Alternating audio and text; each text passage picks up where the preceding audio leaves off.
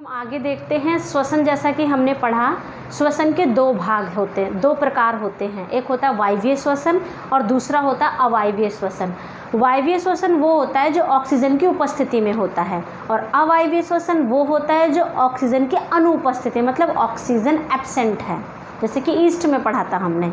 तो वायवीय श्वसन के अंदर 3 मॉलिक्यूल ऑफ एटीपी बनता है, और अवायवीय के अंदर 2 कार्बन, मतलब एटीपी जो एनर्जी है वो कम बनती है, और वायवीय में उससे अधिक बनती है। अब देखेंगे पौधों में श्वसन। पौधों में श्वसन कैसे होता है? आपने फर्स्ट क्लास में पढ़ा था रंध्र कोशिकाएं, जिसको स्टोमेटा सेल कहते हैं। रंध्र कोशिकाओं के अंदर वो छिद्र होते हैं छोटे छोटे, वो खुलते और बंद होते हैं, और उनका खुलना बंद होना गार्ड सेल कंट्रोल करते हैं। इस तरीके की रंध्र कोशिका होती है। और यहाँ पर ये द्वार कोशिकाएं होती हैं, द्वार कोशिकाएं। और ये जो पूरा है इसे कहते हैं रंध्र कोशिका। रंध्र कोशिका जितना भी हरा भाग होता है पौधे का, वहाँ पर उपस्थित होती है पत्तियों की सतह पर। और ये खुलना और बंद होना, कब खुलना चाहिए कब बंद होना चाहिए, इसको कंट्रोल करता है द्वार कोशिका। इस टाइम पर ये छेद आप देख रहे हो बड़ा है, इस समय ये खुला हुआ है, और जब ये छोटा हो जाता है तो ये बंद हो जाता है।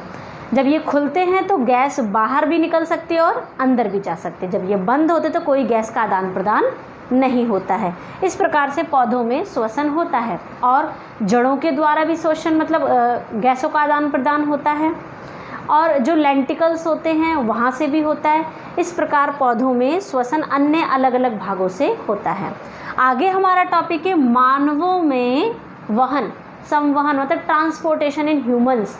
जो हमारे हार्मोन्स निकलते हैं, जो हम भोजन खाते हैं, उससे जो ऊर्जा बनती है, वो शरीर के हर एक भाग तक पहुंचना, और ऑक्सीजन युक्त रक्त पूरे शरीर में पहुंचना, ये कैसे होता है? इसके लिए हमारे पास है रक्त और मानव हृदय। अभी पहले हम ब्लड के बारे में पढ़ेंगे, रक्त के बारे में पढ़ेंगे। तो जो वहन करता है उसके अंदर रक्त आता है, धमनी आती है, सिरा आता है, केशिकाएं हैं, और हृदय है, मतलब हार्ट, ह्यूमन हार्ट। ये चारों चीज़ें हैं वो संवहन का काम मनुष्य के अंदर करते हैं। इसके अलावा धमनी क्या होती है? धमनी का काम होता है ऑक्सीजन, जो रक्त हृदय से जो रक्त आ रहा है वो शरीर के सभी भागों तक पहुंचाना। ये सब वाहिकाएं होती हैं, नलिकाएं होती हैं, जो कि रक्त को एक स्थान से दूसरे स्थान तक पहुंचाती हैं। हृदय से जो रक्त शरीर में पहुंचता है वो कार्य धमनी करते, धमनी वाहिकाएं। और शरीर के भाग से वापस हृदय में जो रक्त आता है कार्बन डाइऑक्साइड युक्त, उनका वो कौन सी नसें, मतलब वाहिकाएं होती है, वो होती है सिरा, वेन। उसके बाद धमनी और शिरा में जो कनेक्शन करते हैं, ये धमनी है, ये सिरा, इनके बीच में जो कनेक्शन करेगा वो कहलाती है केशिकाएं, मतलब कैपिलरीज। धमनी का काम क्या होता है? हृदय से ऑक्सीजन युक्त रक्त को शरीर के अन्य भागों में ले जाना, शरीर के अन्य भागों से रक्त और कार्बन डाइऑक्साइड युक्त रक्त को वापस हृदय में ले जाना, ये काम करता है सिरा। धमनी और सिरे में, इन दोनों में आपस में जो संबंध बताए जोड़ेगा वो वाहिका होती केशिकाएं। ठीक है, मानव हृदय के बारे में बहुत अच्छे से पढ़ेंगे हम। दूसरी बात, रक्त से हम, कई बच्चे ये समझते कि रक्त मतलब खून लाल। अब रक्त केवल लाल नहीं, वो रक्त का एक भाग है। रक्त में क्या क्या चीज़ें होती हैं, रक्त किसको कहते हैं, अब इसको हम पढ़ते हैं। बच्चों अब आगे क्या है, संवहन जो हम पढ़ रहे थे उसमें रक्त के विषय में विस्तार से पढ़ेंगे। रक्त होता क्या है? रक्त 4 प्रकार के तत्वों से मिलकर के बना हुआ होता है, जिसमें कि रक्त कोशिकाएं, लाल रक्त कोशिकाएं भी होती हैं। रक्त के अंदर जो लाल कोशिकाएं होंगी, हीमोग्लोबिन की वजह से वो लाल होती हैं, क्योंकि उसके अंदर एक पिगमेंट प्रेजेंट है, जो कि आयरन का एक पिगमेंट है, जिसको हीमोग्लोबिन कहते हैं। इसी कारण से वो कोशिकाएं लाल रंग की हो जाती है। शॉर्ट में उसको RBC, रेड ब्लड सेल कहते हैं, लाल रक्त कोशिकाएं। और ये जो हीमोग्लोबिन है वो ऑक्सीजन को ट्रैप करता है, बांधता है, और साथ ही ऊर्जा उत्पन्न करने के बाद कार्बन डाइऑक्साइड को वापस भी बाहर ले जाने में सहयोग करता है।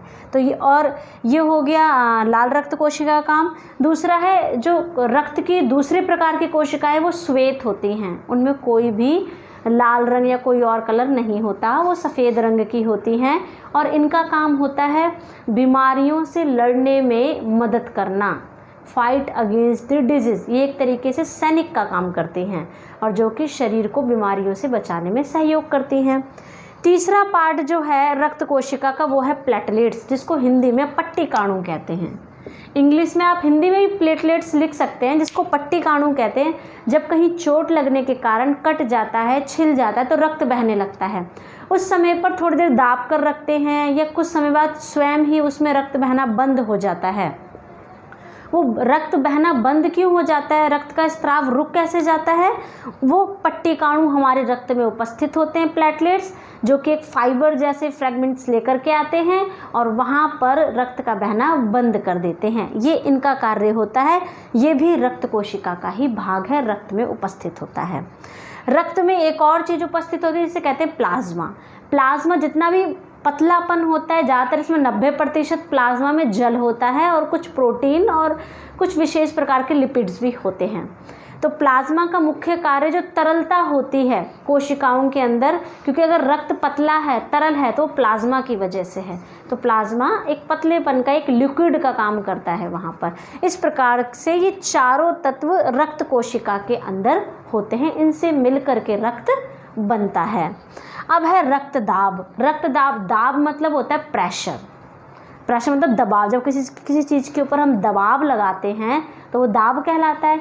अब रक्त के ऊपर दबाव लग रहा है तो हृदय कुछ इस प्रकार का होता है, यहाँ पर उसका विभाजन होता है, तो इसके अंदर नसें होती हैं, एओर्टा होता है, वो पढ़ेंगे अभी और हृदय के बारे में हम।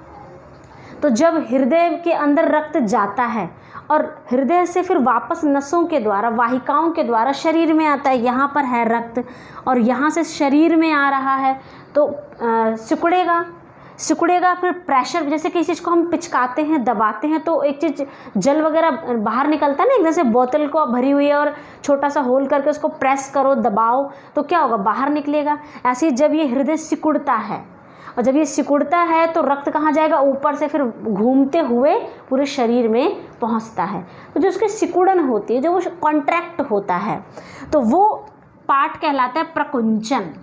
जब हृदय में सिकुड़ना होता है तब वो कहलाता है प्रकुंचन। इंग्लिश में कहते हैं सिस्टोलिक प्रेशर, प्रकुंचन दाब। तो जब वो सिकुड़ रहा है तो उस दाब को कहेंगे प्रकुंचन, और जब वो वापस भरता है, रिलैक्स होता है, खुलता है, तो उसे कहते हैं अनुशीतलन।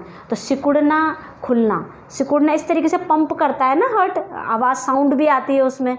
तो जो पंप हो रहा है, सिकुड़ना, कॉन्ट्रैक्ट रिलैक्स, तो कॉन्ट्रैक्शन जो होता है उसको कहते हैं प्रकुंचन, और जो रिलैक्सेशन होता है उसको हम कहते हैं अनुशीतलन। तो प्रकुंचन होने पर जब कोई चीज़ दब रही है और उसमें से फिर ऊपर की तरफ ब्लड जा रहा है तो वहाँ प्रेशर ज़्यादा होगा, इसलिए वहाँ प्रेशर होता है 120 मिलीमीटर mm।